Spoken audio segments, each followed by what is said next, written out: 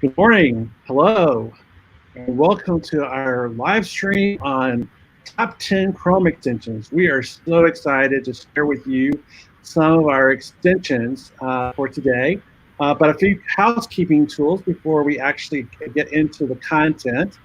I just want to remind everybody that this session is being recorded on our EdTech Live and PalmBeachSchools.org. You can find a website that's dedicated to Chrome extensions and how to use them and ins and outs of how to install them, how to not to uninstall them and troubleshoot them.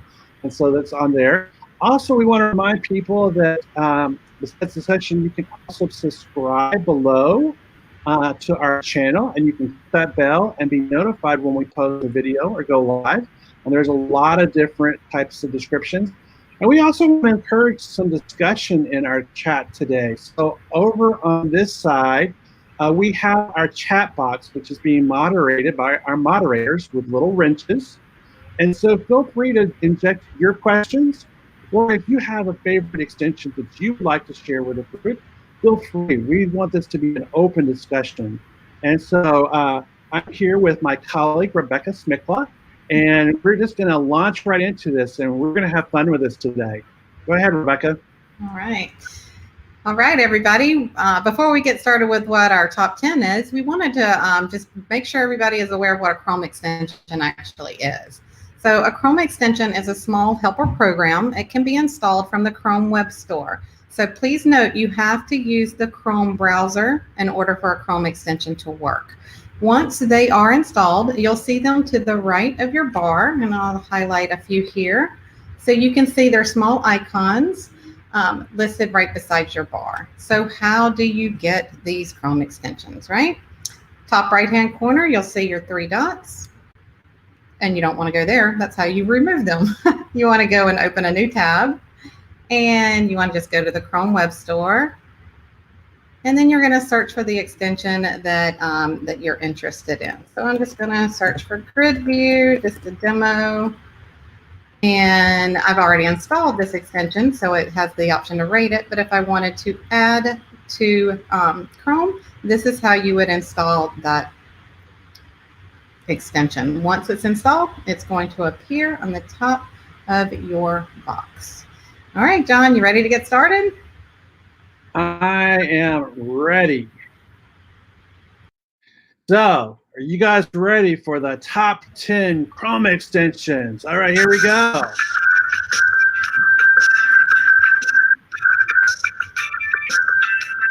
All right, so let's get started with these top 10 Chrome extensions.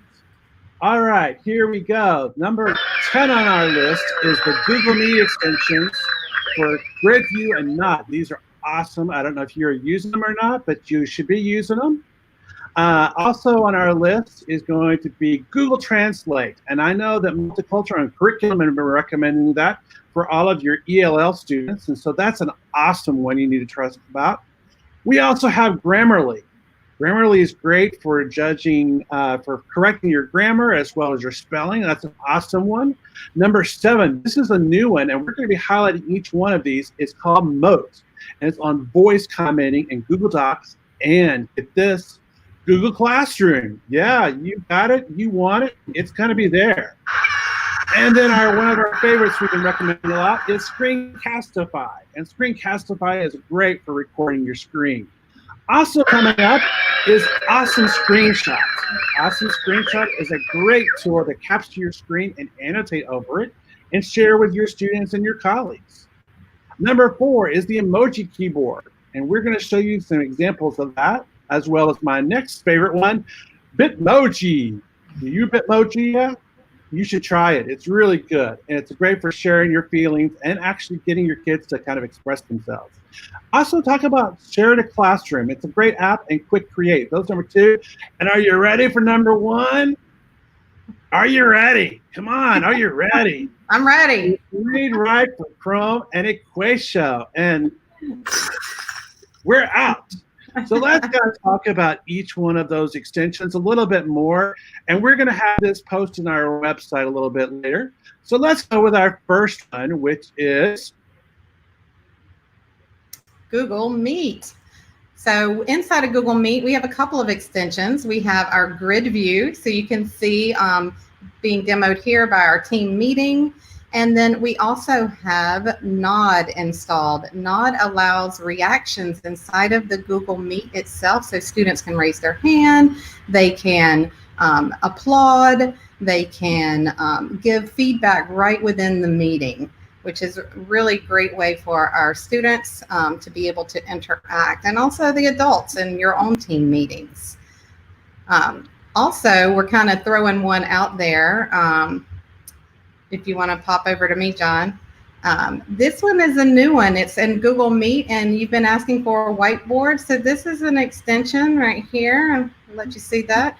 And it allows you to have a whiteboard right inside of your Google Meet. So I'm going to go ahead and click on that, show you what it looks like.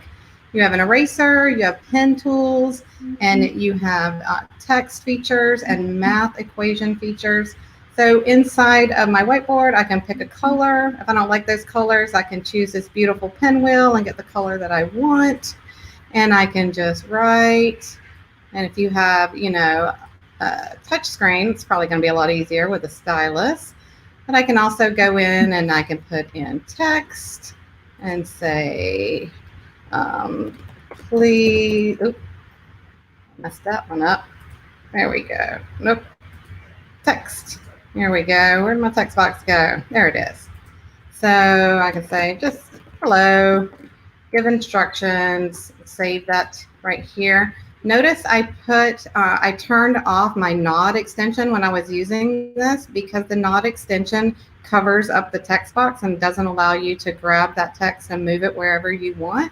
So sometimes extensions get in the way of other extensions, and I'm going to show you at the end of this how to easily turn those on and off. But I also have, for my math folks out here, it has LaTeX math, so you can put all types of equations in it, so it can be really beneficial for use with your students. All right, back to you, John. All right, thanks, Rebecca. And I know a lot of teachers were asking about that whiteboard extension and Google Meet, and so I think a lot of people will be real excited about that. All right, we're moving on to number 9 on our list. Number 9 is Google Translate. Woohoo, Google Translate. I'm just going to grab a quick article right here. You can see I'm going to go click on my extension up here at the top for Google Translate. Once I click that, I'm going to translate the page, and it's going to give me an option over here on the left with a pop-up now to change it to any language that I want. So Spanish, I can click that and translate, and now it is in Spanish. And this works on almost all websites. Like I can even go to our EdTech training team website. I can click that Google Translate, translate this page, and then it gives me the options to change it to another language. And it's going to change everything on here, if you see, except for objects that are like pictures. So this educational technology, it's not going to translate that because that is a JPEG, but it is going to translate all of the text within the website. So Google Translate can be really beneficial for teaching and with our students.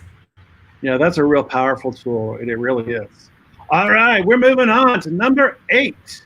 Number 8 is another good one called Grammarly. So in Grammarly, if you install this extension, it's going to help you with your spelling. It's going to help you with your grammar. It's going to give you all types of suggestions in your writing. So if you are writing in a Google Doc or writing in an email, Grammarly will pop up anytime you have misspelled a word, or it'll give you some suggestions for, instead of saying, okay, that was fun, maybe that was great, that was good, it's going to say that was fabulous, that was terrific, and give you some alternatives for your just to spice up your text a little bit and make it a little bit more fun. Yeah, but Grammarly is a great success, and I see people popping in a lot of comments. Keep up those comments. If you have a favorite app, please make sure you pop that in the chat. All right, moving on to number 7. Number 7 is, oh, this is an awesome one called Moat, and I know that we've been very excited about this one. So Rebecca, why don't you show a little bit about Moat? All right, thank you, John. So Moat is one I just discovered on Twitter this week. So I can't say that I discovered it, but if you're on Twitter, it's a great place to learn new things. And Moat is a voice recorder. So anywhere you can leave comments, like in a Google Doc or in Google Classroom, Google Sheets, Google Slides, it allows you to actually record your feedback. So I'm going to click this comment. Notice I have the Moat option. I can record for 60 seconds. So I can say, students, please read through these emoji book titles and make your best guess. Click done. It's also going to give me the option to edit that. So once I can click and comment, it is going to also transcribe everything that I said. So you can give up to 60 seconds of feedback. And I can go in and edit that and take off that like, make that guess, and update. And now it's going to have the audio for my students to listen to and also the text. This also works very well in Google Classroom. So right here, I gave my students an assignment through BrainPop, but we all know if you haven't logged into BrainPop through the portal, then these links in Google Classroom will not work. So right here, I made a note to my students, and I'll just play it. I don't know if you'll be able to. Students, make sure you go to the student portal and log into BrainPop before you click this link for the assignment. All right, so my students have the visual instructions, they have the audio instructions. You can also, in the classwork tab and private comments, you can give feedback through your voice, which is going to be really beneficial for our students. Yes, it is. And I know a lot of primary teachers, ES teachers, well, any teacher really, would love to really add that voice commenting feature into Google Classroom, because I've been out there and they're looking for ways of giving different types of positive feedback or any type of feedback to their students. All right, we're moving on to number 6 on our list. Number 6 is a favorite. It's called Screencastify. So Screencastify is an awesome extension. If you haven't used it before, it allows you to record your screen. So if you are recording lessons for your students, this is a great tool to use. It also allows you to edit your video recordings. And best of all, it saves directly to your Google Drive, which is very convenient. Yeah, and if you were on our live stream this morning with our teacher panel, one of our teachers was sharing how she used this to communicate with parents if they were having technical issues or with colleagues and stuff like that. So Screencastify is a great way of doing quick bits. We don't want to have long bits of video, but we want to do quick bits. And so we're moving on to number 5 on the list. Number 5 on the list is AwesomeScreenshot. AwesomeScreenshot is a great tool. It goes well beyond that snipping tool that many of us are used to using. It allows you to take screenshots of your entire screen or just parts of your screen, and then you can annotate on top of those screenshots. You can also do video in AwesomeShot as well, but the screenshot capabilities and the annotation is really where it's at. All right, thanks, Rebecca, on an AwesomeScreenshot. All right, we're moving on to number 4. Number 4, Emoji Keyboard. So I love the Emoji Keyboard. That's this beautiful little heart icon up here. As you can see right here, I've started a lesson with my kids for emoji book titles. So I'm just going to let you guys guess what these are in the chat box, and then I'm going to show you how easy it is to add another one in. I'm just going to go into my extension, and I can tap on things, and as soon as I get what I want, I just copy that, and I go back into my doc and just paste it right in. See if you guys can figure that one out. But emojis, there's so many uses you can use for emojis. As SEL check-ins with our students, you can actually put emojis in Google Forms now. You can use it for picture dictionaries. There's just so many ways you can use emojis. And if you have some, if you're using emojis right now, throw some in the chat and let us know how you're using them. All right, so I'm looking at that first one. Is that Charlotte's Web? That's what I'm going with. All right, that's what I'm kind of not sure about number 2, but well, that's okay. Think about a famous title that has peace on the end. War and Peace? That's correct. Very good, John. Awesome. Peace out. All right, number 3 on our list. Number 3 on our list is going to be Bitmoji. And peace, deep breaths, wash your hands, working from home. Those are just a few. Go ahead, Rebecca. All right, Bitmoji. There are some awesome things you can do with Bitmoji. You can just make your own avatar, and it's going to have, like John said, all these, fun ones for working at home right now. Don't sweat the small stuff, good stuff. But you can really use these with your students in your classroom. There's been a lot of hype this week about creating Bitmoji scenes. So I just wanted to show you this one that I created in Google Slides. It literally took me 5 minutes to do. It was super easy, but the only Bitmoji person is me. Everything else is built in slides, but think of how powerful this can be for your students to send messages. We have some of our media specialists this week posting some on Twitter with their avatar inside of their media center saying, how much they missed that place. And this could really bring a connection for our students and just make it fun. I think it's really great to kind of like connect to them with the social emotional SEL strategies and kind of tie those in. So those are really great to share with. All right, we're getting it down to number 2. Number 2, share the classroom and create. I can even say yeah, we kind of cheated on this one because we didn't want, we wanted more than 10, to be honest. So we just kind of lumped these together because they're Google related.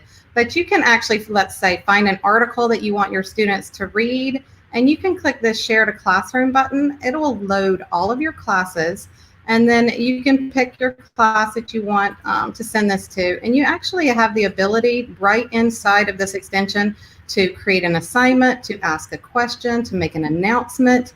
And so if I just wanted to, ask a question, I could, put in there, read the article. What did you think? What is your media balance? That's the article I wanted them to read. So how are we balancing our media while we're at home? And then I can ask that question, and it will post directly to my Google Classroom, which is pretty awesome. And then I can click the view, and it'll take me there, and I can see the question that I asked right inside my classroom. And that's saved to Classroom. There's my question, and then my students can answer as they go in.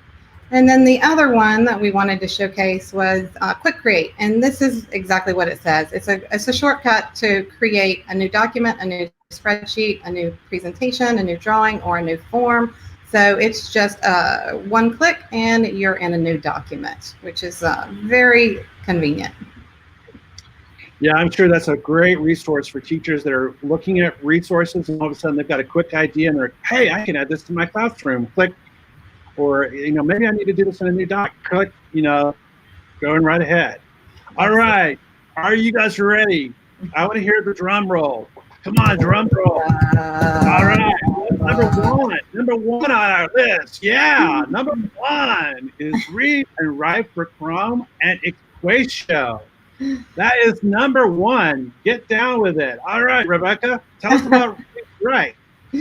So, we kind of cheated on this one too because we picked 2, and these are actually premium accounts that teachers can get for free, and it doesn't have anything to do with the situation we have right now. It's just they're always free. John's gonna drop in the chat over here a link to how you can get that free account. But with Read Write Gold, or not Read Write Gold, that's an old program, Read Write for Chrome. It's this awesome toolbar that comes up, and there's so many different things that you can do with this, especially with the highlighting. It has translation, it has read aloud, it has where you can practice reading. I'm not going to go through each of these because I'm not going to do it justice. Siobhan from our ESE department did an amazing webinar on accessibility tools this past week, and she goes over it. John's going to put that a link to her webinar, and she goes over each portion of this extremely well, way better than I could do. So I'm going to direct you to that, but this is just a great resource for our students and for our teachers. And then for the math folks, there's the Equatio, which allows you to make math digital. This just has some excellent, excellent tools for you. We don't want to leave our math people out. All right, Rebecca, thank you. We're going to take it back to, you're going to share about how to add and take things away. Sure. Okay, so there's a couple of different things that you can do. The standard way to remove or to manage is to go through the three dots in the top right, and then you would go to More Tools, and then you'll see Extensions pop out. Once you see this, you're going to be able to remove any extension that you don't like. You can easily toggle them on and off. Keeping in mind with extensions, you don't ever want to run too many extensions at once because they are small programs and they can slow down your computer if you have a bazillion extensions on. So you can just turn them on and off in your extensions manager. Sometimes an extension, if there's an update in Chrome or if there's an update with something else, the extension may not work. So turning it on and off or removing it and reinstalling it might be necessary. I personally also use another extension to manage my extensions, and this is called an extensions manager. It's called a switcher. And if I click my extensions manager, I can easily turn on and off any of my extensions very quickly. And I can also delete them very quickly. So this is just another extension that I like to use because it's one click instead of 2 or 3 clicks. And it stays right there in my extension line.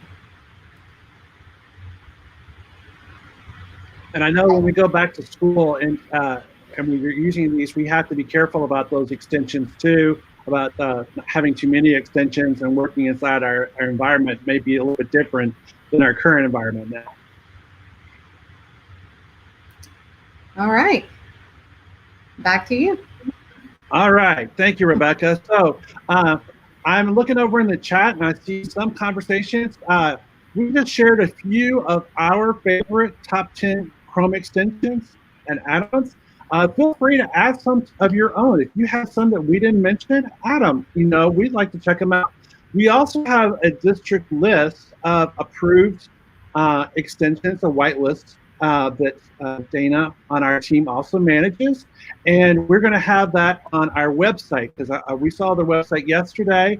It'll go live a little bit later today with this video and also some more resources on how to add and take away Chrome extensions.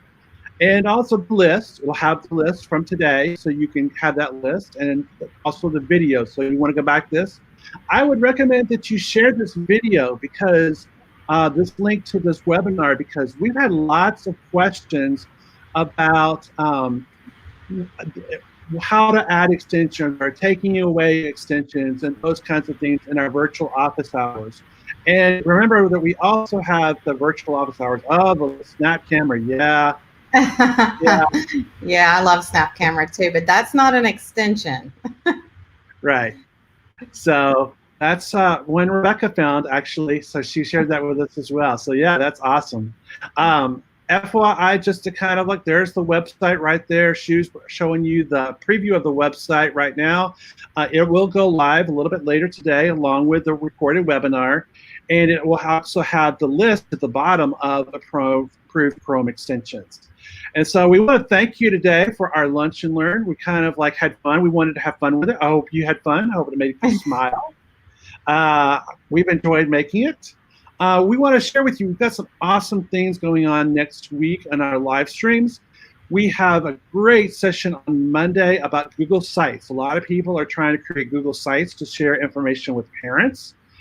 And that's a great way. And our own John Shoemaker, who's our magician behind the stage now, is actually going to be doing that. And he's got some great ideas and ways to help share that with you.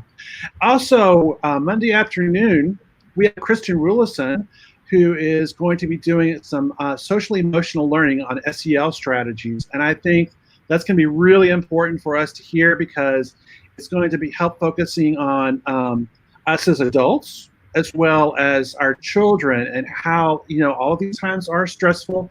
And we know it's stressful for all of us because it's a weird time. And so we have to adjust with that. And I think that will be a really good social emotional learning live stream. Wednesday, we are so excited. We're going to be doing one on Minecraft. Don't tell your kids. This is for you as an adult. Don't tell the kids. This is just for you on how to use Minecraft in your classroom. There are some amazing ways on using Minecraft to do standards-based instruction. And it'll be perfect during this time to really focus on them on using that. And then at 11:30, I'm looking at that and I'm going blank. Nearpod. Oh, Nearpod. Oh, I'm so sorry. Nearpod. We've got some great resources with Nearpod. Dana's going to show that. Thanks, John, for reminding me, Nearpod. And then you don't want to miss 2:30 on Wednesday afternoon. We're going to have the authors of the Google Infused Classroom, and they're going to be showing us a little bit about their book and how to infuse it in your classroom. And that's a great way with Tanya and Holly, and that's a great thing. And then I can't stop without telling you about next Friday. Next Friday, we've got a virtual librarians panel, and it's not just for librarians. It's for everybody.